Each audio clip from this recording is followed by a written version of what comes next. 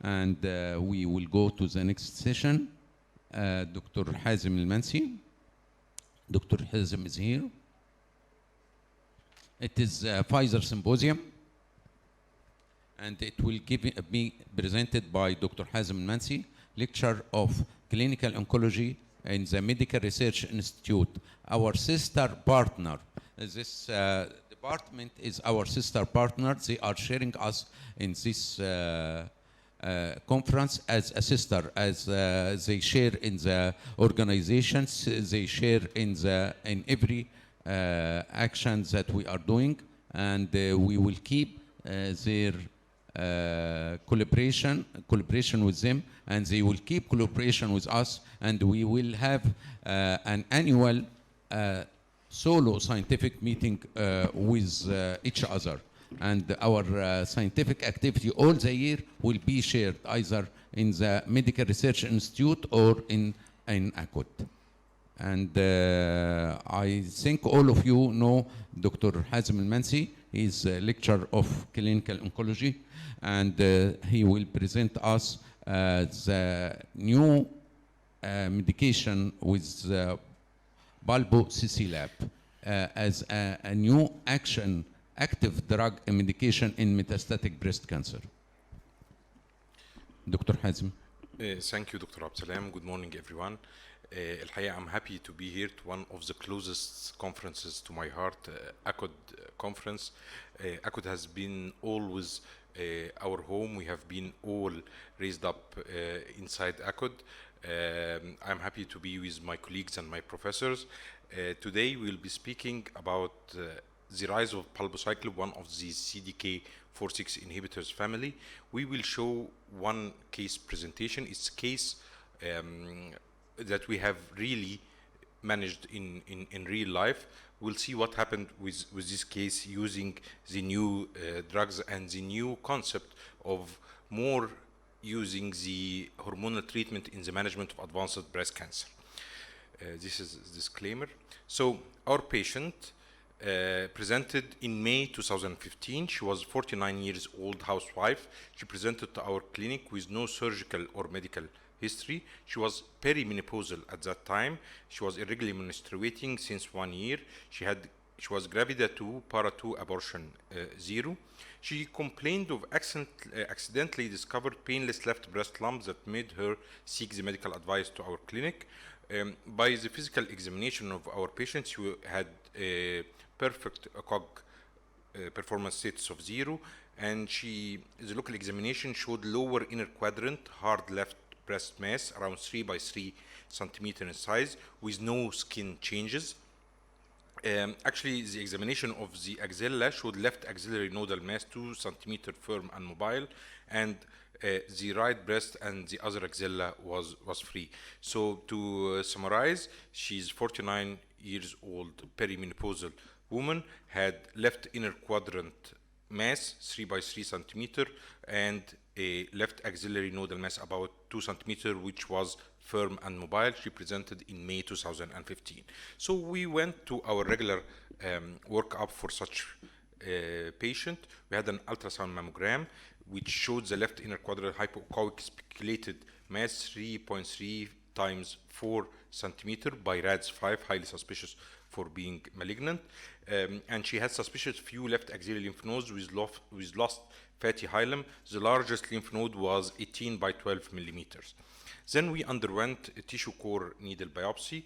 The pathology showed infiltrating ductal carcinoma, not otherwise specified, grade 2 with axillary lymph node metastasis, ER positive or strongly positive, PR strongly positive, and she was HER2 negative. Ki67 was low. It was positive in around 10% of the cells. We went for the metastatic workup with CT, chest, abdomen, pelvis, which were free at that time, and all her lab investigations were in normal range. So we discussed the case in our multidisciplinary meeting, and then she went for upfront surgery. She had left breast conservative surgery and axillary clearance, which showed up the pathology to have T2N1M0, 3 by 4 centimeter infiltrating ductal carcinoma grade 2 breast mass, positive vascular invasion, 2 out of 11 positive axillary lymph nodes, ER positive, PR positive, HER2 negative, Ki67 still was positive in 10% only of the cells, which confirms the data that we got from the core needle biopsy pathology. She received her adjuvant treatment in the form of chemotherapy first, 4 cycles of AC followed by paclitaxel weekly for 12 weeks, and then we went for the locoregional radiotherapy, and then she was on adjuvant hormonal treatment with tamoxifen starting after the chemotherapy, so it was almost by the end of 2015.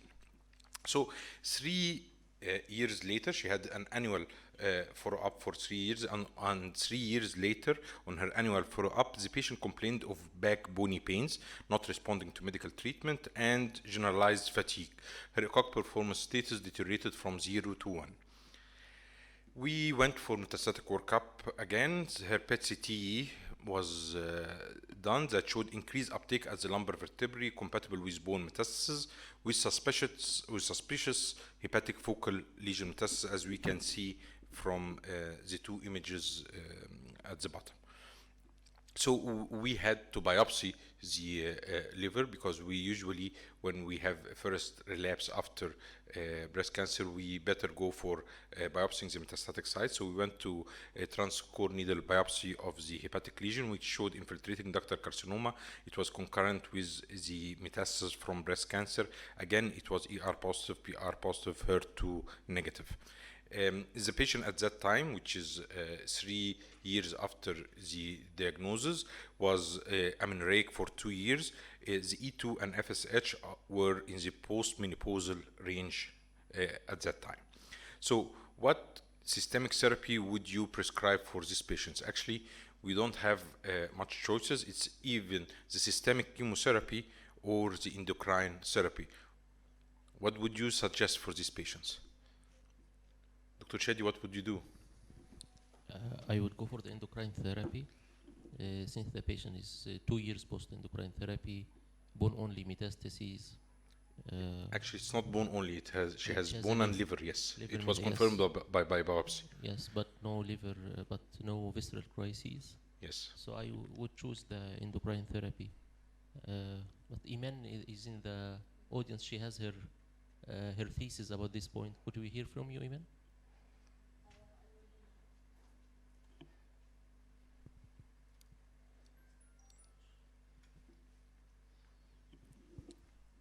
I would recommend endocrine therapy because it's a case of metastatic hormone receptor positive breast cancer.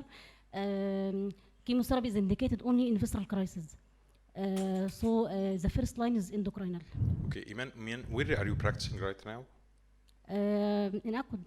Okay, in Akut. So, okay, so you have access to almost all the drugs that can be used in the management of breast cancer, and you would choose to go for endocrine therapy rather than the chemotherapy.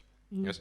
Okay. I think all of us will agree with this choice nowadays, because if we look at the goals of treatment in metastatic breast cancer, we have to balance between the treatment efficacy and the toxicity. This should be our main objectives. So goals of treatment generally should be to improve the survival, and actually, as we all know, very few agents achieve this primary goal, and then we need to delay the disease progression, the progression-free survival, and to prolong the duration of response, to palliate any present symptoms. And we always have to put this in mind. It's really very important. How is our patient doing, if the patient is suffering or not, and we try to always palliate the symptoms and put this in mind. We have to improve or maintain the quality of the life of the patient, the general quality of life, and transform into a chronic disease, to transform the metastatic disease into a chronic disease rather than being a lethal disease.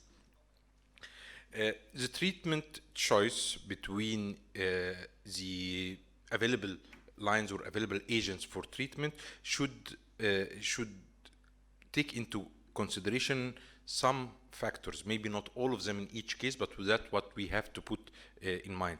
These recommendations come from the ESO-ESMO Advanced Breast Cancer guidelines about the treatment tailoring in the advanced breast cancer.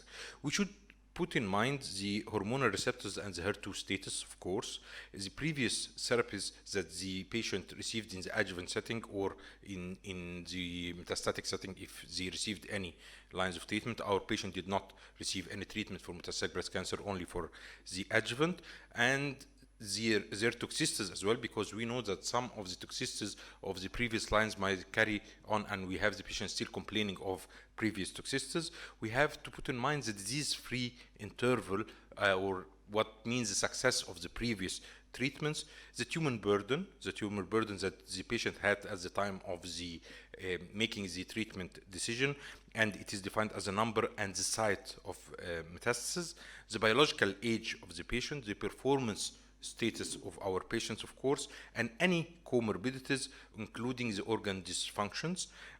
Then we have to put in mind the menopausal status, especially if we are considering hormonal treatment. We have to put in mind the need for rapid disease progression or disease control or symptom control, especially if we are going for hormonal treatment rather than the chemotherapy. So we must put in mind that the patient is not in a visceral crisis. The patient preference as well, the patient should be or the patient preference should be part of the decision making for the treatment. The socioeconomic and the psychological factors are very important, and of course, as I was commenting about Dr. Iman practice, the available therapists in the patient countries or the institute, or I mean the access to available drugs. And we all share the same opinion, I hope, that for ER positive, HER2 negative, advanced or metastatic breast cancer, endocrine therapy is the preferred option for hormone receptor positive disease, even in the presence of visceral disease, unless there is a visceral crisis, as Dr. Shadi was just telling us, or there is a concern or proof of endocrine resistance in our patients. So all the available guidelines today agree that this is the recommendation to go for endocrine treatment in these patients. And to come back to the visceral crisis, because this is the case we will not go for the hormonal treatment. Visceral crisis, actually there is no unified definition for the visceral crisis. It is defined as severe organ dysfunction as assessed by signs and symptoms, the laboratory studies, and the rapid progression of the disease. That's what we can call the visceral crisis. Visceral crisis is not the mere presence of visceral metastasis. No, it's not only the presence, but implies important visceral compromise leading to a clinical indication for more rapidly efficient therapy, particularly since another treatment options at progression will probably not be possible. Although I have to say that after the introduction of the CDK4/6 treatments, we tend to see rapid and sustainable response to the combination of the CDK4/6 with the hormonal treatment. So someone can argue that it can be an option in these cases, but till now all the guidelines do not recommend the hormonal treatment. They do recommend the chemotherapy in patients with visceral crisis. And let's look at the meta-analysis. It's Cochrane meta-analysis of chemotherapy versus endocrine treatment in metastatic breast cancer, which provides level 1 evidence. This meta-analysis contained randomized trials of chemotherapy alone versus the endocrine therapy alone, and the results that we got from the meta-analysis showed that there was no significant difference for the overall survival between the chemotherapy and the endocrine treatment. There was significant difference favoring chemotherapy for the overall response rate with hazard ratio of 1.25. But we have to put in mind that the two largest trials in this meta-analysis demonstrated trends in the opposite directions towards favoring endocrine treatment, but the overall results was favoring the chemotherapy for the overall response rate. Toxicity, there is little information available on adverse events and quality of life from the trials analyzed in this important meta-analysis, but there was of course, as we might expect, increased toxicity with chemotherapy, which were mainly the nausea, vomiting, and the alopecia. And 3 out of the 7 trials noted quality of life aspects with different results. So we cannot say that we have consistent data regarding the quality of life. And actually, the authors of the meta-analysis concluded that in women with metastatic breast cancer and where hormonal receptors are present, a policy of treating first with endocrine therapy rather than the chemotherapy is recommended, except in the presence of rapidly progressive disease, which we call the visceral crisis. So we decided to go for endocrine treatment. What endocrine therapy should be optimum for our patients? Should we go for endocrine therapy alone, or we go for endocrine treatment plus targeted treatment? Do we have a comment about this? Dr. Shadi, would you like to comment? We are in 2020. I would add the target, of course. We have many trials that shown that combination of target with the endocrine therapy will get better, at least progression-free survival. Okay. So I would go for the combination. Okay. Do we have any other opposing opinions? Okay. So by the rise of the cycle-independent kinases 4/6 inhibitors, the drug class was launched in 2015. Now we're talking in 2020. In 2015, it was launched with the FDA approval of the Palbociclib, and then we had 2 more agents approved in 2017, the ribociclib and the abemaciclib.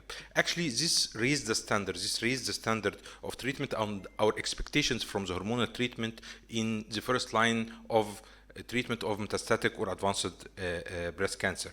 Cycle-independent kinase 4/6 inhibitors have substantially changed the therapeutic approach for advanced hormone receptor positive HER2-negative metastatic breast cancer, and based on the clinical trials findings showing that each of the agents significantly delays progression when added to endocrine treatment in patients with metastatic disease. As you can see from these bars at the bottom, in all the trials, there was a favor for adding the cycle-independent kinases to the chemotherapy in each of the 3 agents available, and actually in each trial performed, there was a significant benefit from adding cycle-independent kinase 4/6 to the hormonal treatment.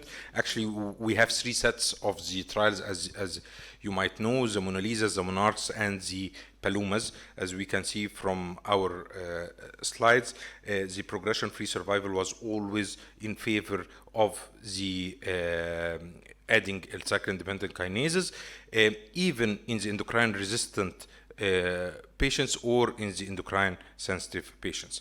If we speak about the Palbociclib, we have to say something about the class as overall, that both cycle-independent kinase 4 and 6 are key regulators in the cell division. Inhibition of cycle-independent kinase 4 and 6 helps control the cell growth by inducing the G1 arrest. They arrest the cell cycle at G1 phase and reducing the cell cycle progression. It is important to inhibit both cycle-independent kinase 4 and cycle-independent kinase 6 for effective suppression of the tumor activity.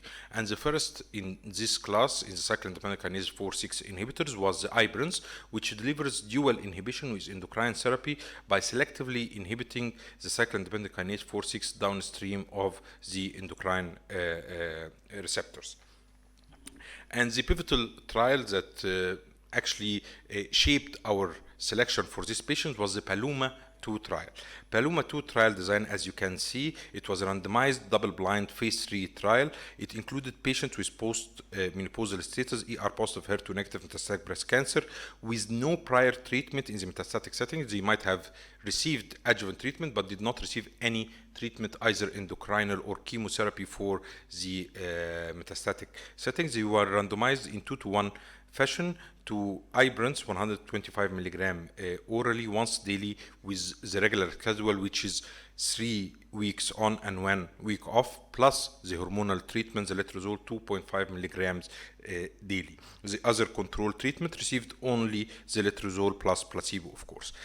Actually, we had around 666 patients included in this trial. The primary endpoint was investigator-assessed progression-free survival, so it's mainly looking as the primary endpoint as the progression-free survival, while the secondary endpoints was the overall survival, the overall response rate, and as well as the safety and the tolerability of the drug combination.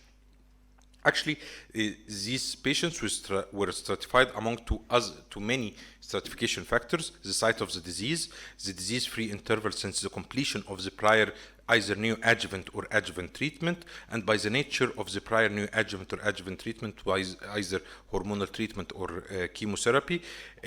And there were no significant difference in the baseline characteristics between the two treatment arms, as you can see from this table.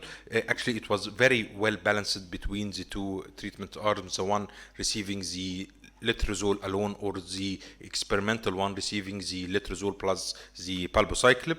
We have to note that patients who had received anastrozole or letrozole as a component of their adjuvant or neoadjuvant therapy were excluded from the study if they had disease progression while receiving the therapy or within 12 months after completing the therapy. So all the patients did not have primary resistance. They had the secondary resistance if they received the hormonal treatment. If you look to the results, the progression-free survival, which is the primary endpoint in the PALOMA 2 trial, we can see that we had a median progression-free survival of 24.8 months for the combination versus only 14.5 months for the letrozole alone arm, with a hazard ratio of 0.58, and actually it was, as we can see, statistically significant. And we had later some updates about the progression-free survival, which reached to 27.6 months progression-free survival for the palbociclib plus letrozole versus still the 14.5 months for the letrozole alone. So our secondary endpoint was the overall response rate, and it was defined as the number of patients with confirmed complete response or partial response. The overall response rate was 55.3 for the patient with the receiving the letrozole plus the palbociclib versus only 44% for the patient receiving the letrozole alone. And at the time of final analysis of progression-free survival, overall survival data were not yet mature in our trial, the PALOMA 2 trial, and patients will continue to be followed for the final analysis to get a conclusion about the benefit in the overall survival that we expect to see after this great benefit seen with the progression-free survival. There was consistent results seen across patient subgroup according to the disease site, the disease-free interval, and the prior treatments that the patients received. And actually what we can see from this graph, this green line actually is zero, so we can see that all of the subgroups, either the age, the site of metastasis, visceral or non-visceral, the prior hormonal treatment, or the disease-free interval after the previous treatment, to either de novo metastatic or patients who progressed after adjuvant treatment, or the ECOG performance status either 0 or 1 or 2, the bone-only disease or not, the prior chemotherapy received or not, and the most recent therapy either anti-estrogen or aromatase inhibitor, and the number of disease sites 1 or 2 and more. All of them actually benefited from adding the cyclin-dependent kinase, the palbociclib, to the letrozole, and it was significant in all the subgroups, as we can see from this graph. To look at the median progression-free survival in this subgroup, this data was actually updated in 2017.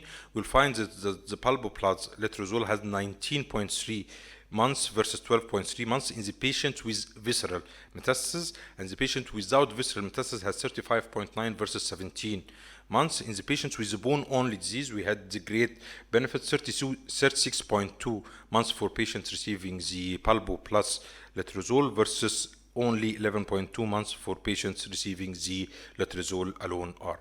So if we go back to our patients, how much does our patient align with the patient's population of the PALOMA 2 trial. 100% of the patients in the PALOMA 2 trial were postmenopausal, and our patient is postmenopausal. 100% of the patients had no prior systemic therapy for metastatic breast cancer. Actually, this is the same as our patient because she received only for the adjuvant, and this is the first line we're prescribing to her for the metastatic breast cancer. More than 12 months adjuvant, completing the adjuvant treatment. 40% of the patients in the PALOMA 2 trial had more than 12 months interval between the adjuvant treatment and the initiation of the first-line metastatic breast cancer treatment, and actually our patient had around 3 years. The visceral disease, 48% of the patients in the PALOMA 2 trial had visceral disease.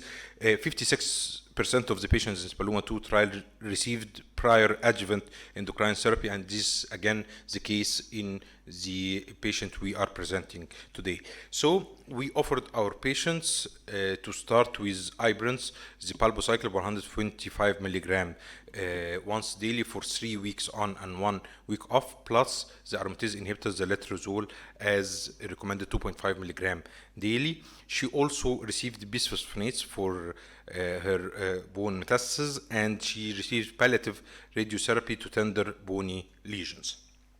Actually, on the second cycle after she started the combination with palbo and letrozole, she developed grade 2 neutropenia with absolute neutrophilic counts of 1,200. What would you recommend for dose adjustment for these patients?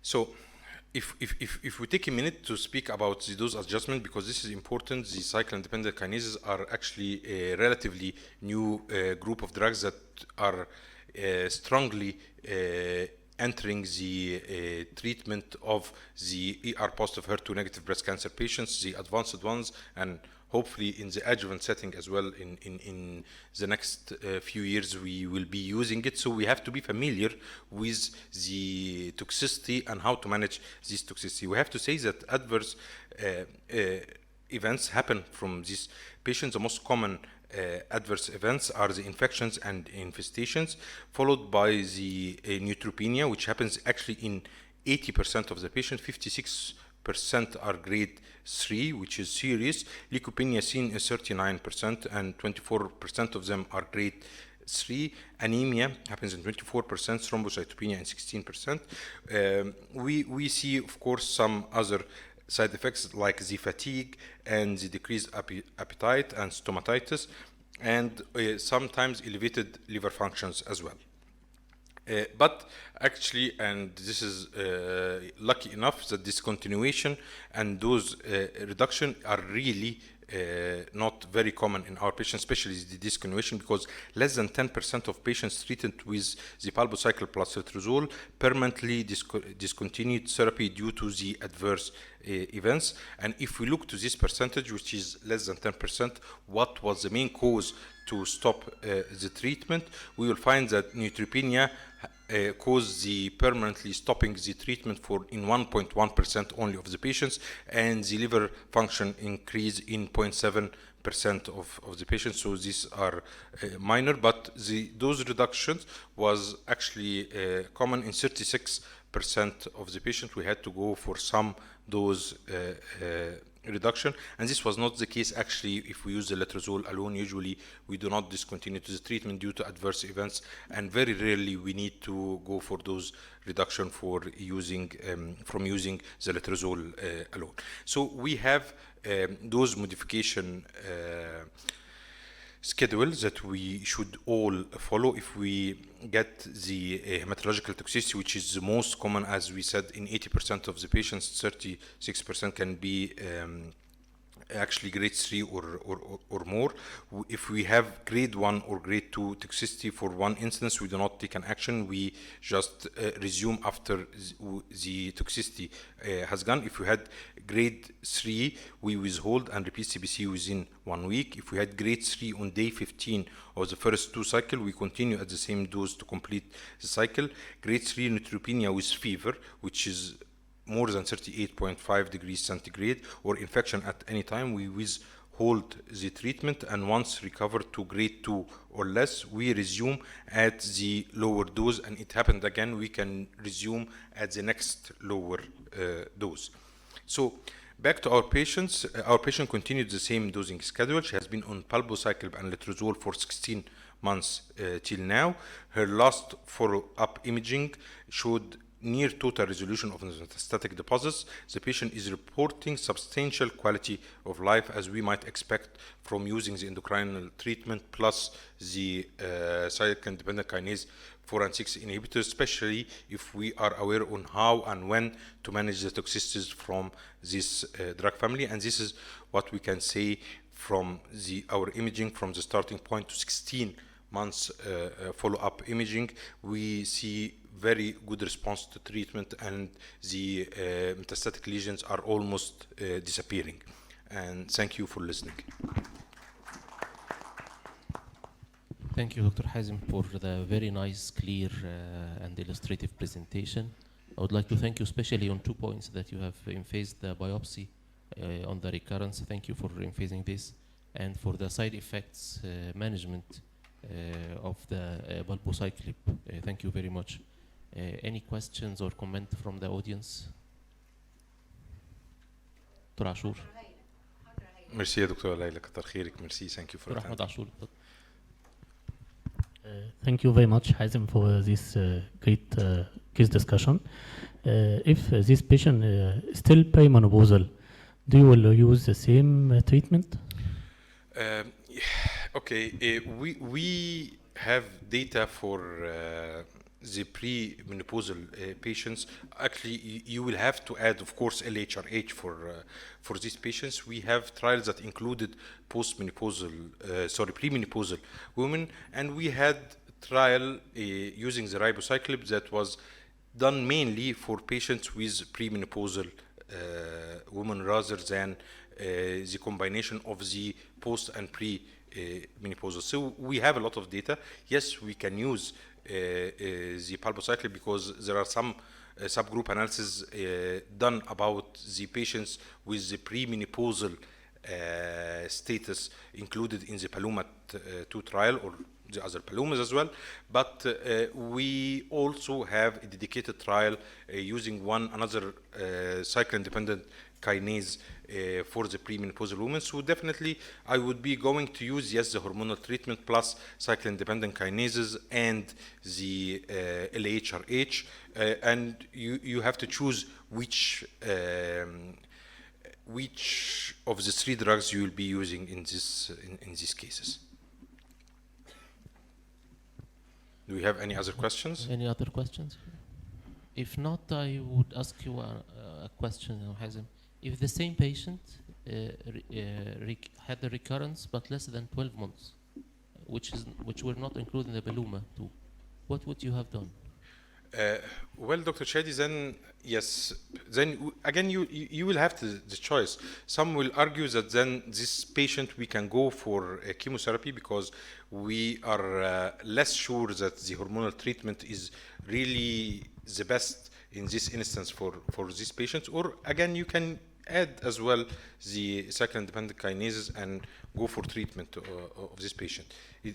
Still, these both are options. I don't know what actually will you choose. But we have to repeat the biopsy. Take another biopsy. Well, that's what we did in our patients. Dr. شريف حضرتك يمكن ما كنتش موجود معانا. We did this for our patients. She had relapse with bone and liver disease after 3 years of completing the adjuvant treatment. So we rebiopsied the lesions in the liver, and it was actually the same biology that we have seen in the primary treatment. Yes, we have to be sure that de-differentiation happens, that it can change between the metastatic disease and the primary disease. So before considering the treatment, we should rebiopsy at the first relapse. What would you choose, Dr. Shadi, in this patient? Well, I don't know. Yes, it is it's a tricky. difficult situation. Yes. I will choose aromazine affinity 4. 12 months less than. If still hormone if receptor still- positive. Okay. PR positive, HER2 negative. Mhm. After failure of Is- Palbo.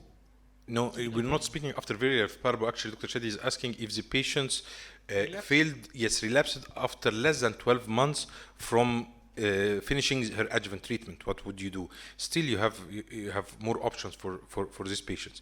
This is another question, Dr. Sharif. لو after failure of cyclin dependent kinases, we can go for the afinitor, or we can go for the PI3K6 inhibitors like the alpelisib, for example. That's where we have the data for using this agent actually after the failure of cyclin dependent kinase in the SOLAR-1 trial. Okay, for the sake of time, we would like to end here. Thank you, Dr. Hazem, again for the very good presentation. Thank you, Dr. Shadi. We'd like to have you every time in the ACOD. Inshallah, it's my pleasure. You are ACOD, you are not... Yes, I belong here. Okay. Thank you, everyone. Thank you for listening.